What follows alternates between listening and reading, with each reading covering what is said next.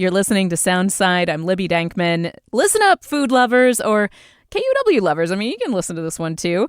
KUOW's Seattle Eats podcast has a new host. The show covers Seattle's food scene and digs into topics like the cuisine at Seahawks Lumen Field, the mortadella sandwich renaissance, and the skyrocketing price of coffee. The show has also gone beyond Seattle, taking listeners to explore Bellevue's Chinese food scene and bar hopping in Tacoma. Now there will be a slightly new flavor, pun intended, because Brandi Fullwood is taking over hosting duties from Tan Vinh. Brandi is a familiar voice for many KUOW faithful. She is the former co-host for the fantastic kids podcast Spectacular Specimens, and she was also part of the team that created Soundside. Brandi Fullwood, welcome back to Soundside. Thank you. It's nice to be back. Nice to see you. Brandi, you have been a producer on Seattle Eats. You've also been a frequent voice and kind of a co-host on that show. A foil. A foil, yes, if you will. Not totally new to the show, but this is a new role for you. What's it like stepping into the hosting chair? It's been really nice, actually. I feel like everyone's been very welcoming about it. I feel like it's hard to wear a lot of hats, so that's probably the most daunting part. But at the very least, it's a new way to put myself in the hot seat to learn about Seattle, and so far, I'm enjoying it. What do you enjoy the most about covering Seattle's food scene? Like, the most frank answer is that I get to try it. And so that's a big part of it. That's what I want, is the frank answer. Yeah. I mean, being able to research something and then try the food and say, like, here's what my assessment of it is a whole entirely new hat. Sometimes I was just on the other side of the conversation saying, that does sound interesting. I would love to try it. And now I'm being put in the position of actually trying it and coming up with an opinion or a critique of it. And that is something that I really enjoy. I like coming up with new words to describe food that's more than that's so good. I know you as like a culinary artist because I follow you on Instagram. And the things that you create at home are just incredible. What is your background like in terms of how did you fall in love with food and cooking? I always say there are like two parts of it where classically, like everyone else who says, I come from a big family where food's really important. That's a big part of my life. And my grandmother has this long lore of home cooks that also worked for other families. But the biggest disruption for me was in 2020, where I lost my sense of smell right at the start of the pandemic. And everyone was making the whipped coffee and sourdough bread. And I just didn't know that anosmia was part of COVID symptoms. So when I did, and it eventually came back, I bought everything. And I went into almost like overdrive making food and experimenting with stuff because it felt like a new way to not take that sensory experience for granted. So that was a big part of it for me, is like going out and then buying fish sauce and new chilies and trying like CSAs around Seattle and trying local ingredients that I'd never heard of before and just seeing how they worked for me. And so that was a big driver. You do these incredible recreations of restaurant meals that you've had. And I wonder, are you completely self-taught, or how did you manage to accomplish these kinds of things? Because the stuff you make is just incredible. It is all self-taught. I've worked at a restaurant, but I didn't work in the kitchen. The thing that happens a lot of the time is I'll go to a restaurant and I'll try something, and it's typically like, will it make me cry or will it really resonate with me? There was at least one point where I went to Tomo, which is a restaurant in White Center, which I do really love. They had this dessert that was a white soy ice cream and cherries, like almost like the cocktail cherries.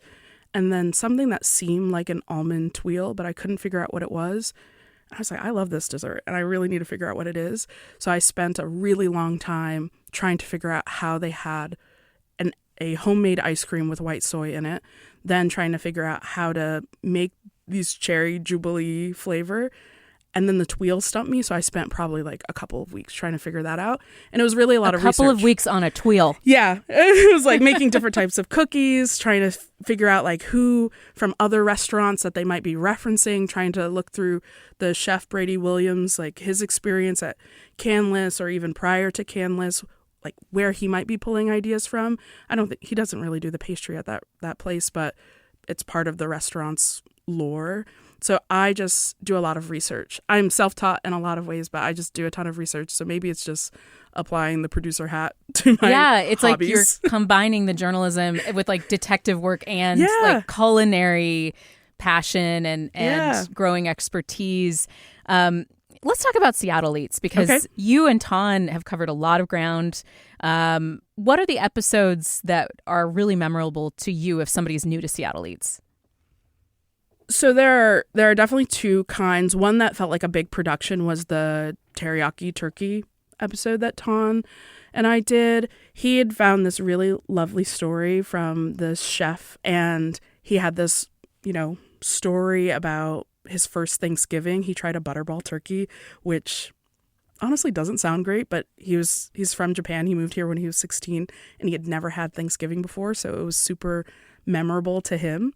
And he was like, I need to have that turkey again. And he has it over and over and over again, and it's bad. And so he starts doing a lot of R&D to find a good turkey recipe, and eventually he just decides, I want my own recipe, and he makes teriyaki turkey to make it very Seattle and very him, blending Seattle, his chef experience, and being Japanese. And that felt like a really cool one to make because it was a narrative episode, and I really enjoy narrative writing, and I really enjoy like highlighting a host's personality in the episode. They had like such good chemistry talking, and Tan was in a really relaxed setting, so pulling that out to tell a story felt like probably like a dream for a producer to spend a ton of time on a story. And then the other ones have been like conversations where there are openings and closings. And while those seem like furniture episodes, they say a lot about what's going on in the city, and that really is really satisfying for the cogs and wheels of my brain to see like what's going on in Seattle. Like Tan has a really good capture of why something is closing. It could be the real estate, it could be like labor practices, it could be that the food isn't resonating at the time. And I think it just feels simple to make with so many interesting things to say about Seattle. So those are two places to start.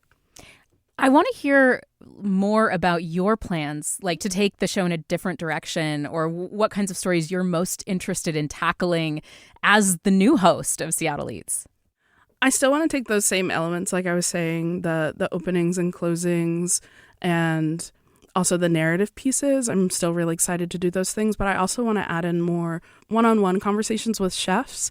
I really want to hear about what their go-to spots in Seattle are, not just for the inspiration of what they cook, but where they actually might spend their birthday or a quick lunch or their late night hangs, because I think it does help me learn what the city is like. And I'm not from Seattle, so that's probably the best entry point to learn the food scene, is from people who really love it and hear what they have to say about it.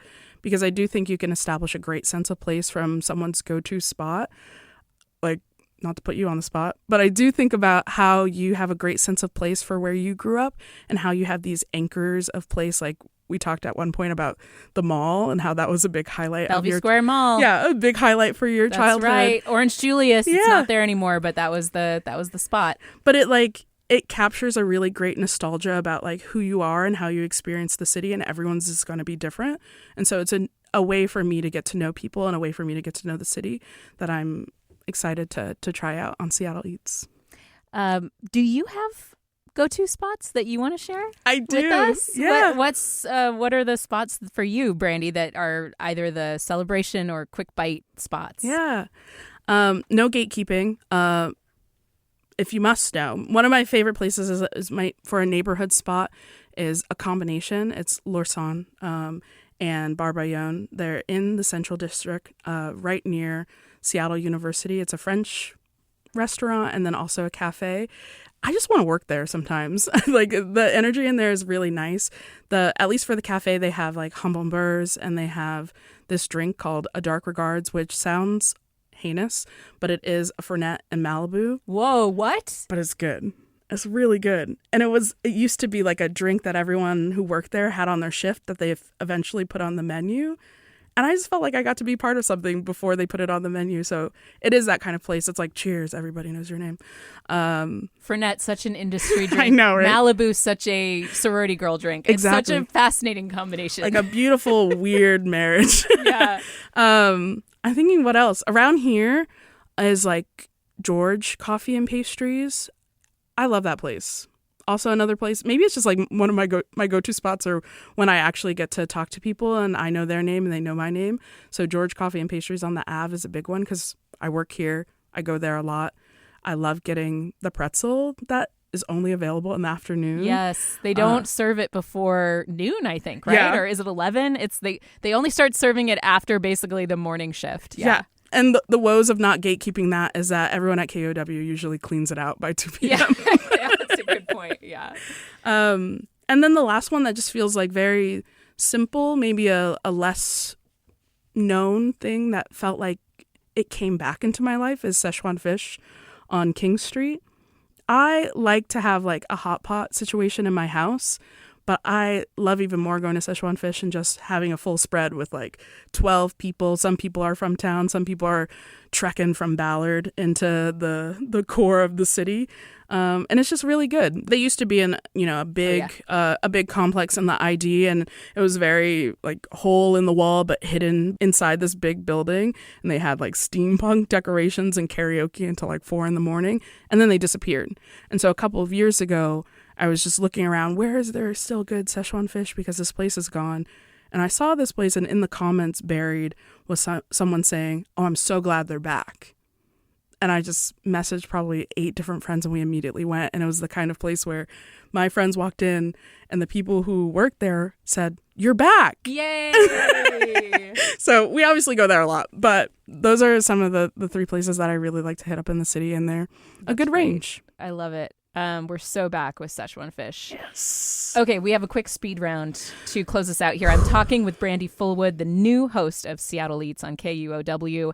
Brandi, do you have a food spot in Seattle that you consider like a third place, like a place that you go to hang out at? Brewery, coffee shops, whatever you think. Yeah. Okay, third place for me realistically is probably the Hideout. I do spend a lot of time there because many of my friends are bartenders there. And so that feels like a third place. And they do like off the cuff karaoke. And it's a nice little quirky punk collection of things. It's a great spot. If you had family or friends visiting from out of town, any must go to spots?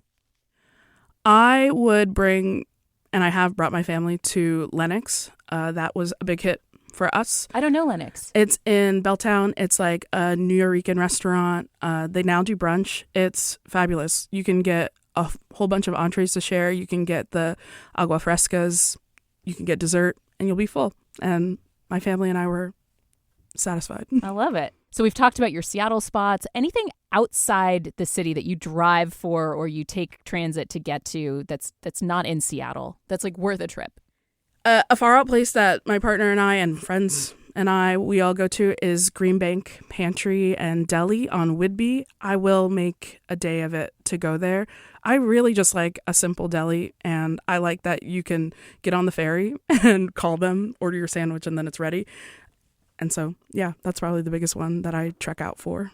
We'll, of course, have all of these recommendations that Brandi has shared on the show notes for the podcast. You can also now hear her as the host of Seattle Eats, a podcast at KUOW that covers the city's food scene. Brandi Fullwood, thank you so much. Thank you. And bon appetit. Oh. That was a real chef's kiss. Thanks for listening to Soundside. Don't forget you can listen live on KUOW 94.9 Seattle at noon and 8 p.m. Monday through Thursday, or anytime right here online at KUOW.org, or of course on your favorite podcast app.